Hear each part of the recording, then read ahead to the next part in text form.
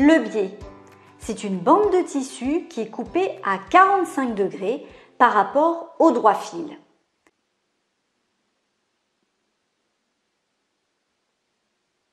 Nous avons vu précédemment cette notion de biais avec la couture de soutien. Je vous expliquais pourquoi il fallait soutenir une couture lorsque celle-ci est coupée dans le biais. Je vous invite d'ailleurs à voir cette vidéo si ce n'est pas encore fait. Cela vous permettra de mieux comprendre la déformation du tissu dans le biais. Le tissu coupé dans le biais a donc l'inconvénient de se détendre lorsqu'on souhaite coudre des emmanchures ou des encolures, etc. Mais le biais est aussi très pratique à utiliser puisqu'il va se détendre facilement pour pouvoir venir border des coutures dans les arrondis.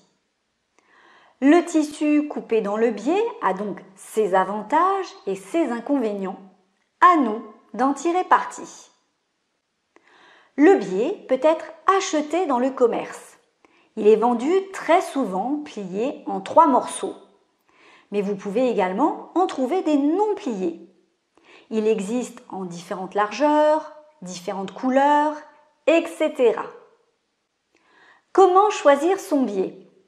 Le biais peut être de la même couleur que le tissu utilisé.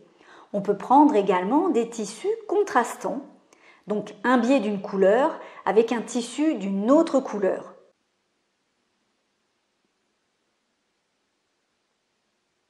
Il n'y a pas de règle pour le choix de la couleur du biais ou de sa largeur.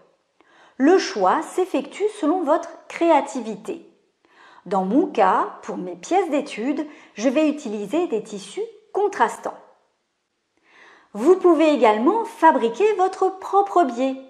C'est très pratique si vous souhaitez faire un rappel d'un tissu ou utiliser un tissu à motif précis.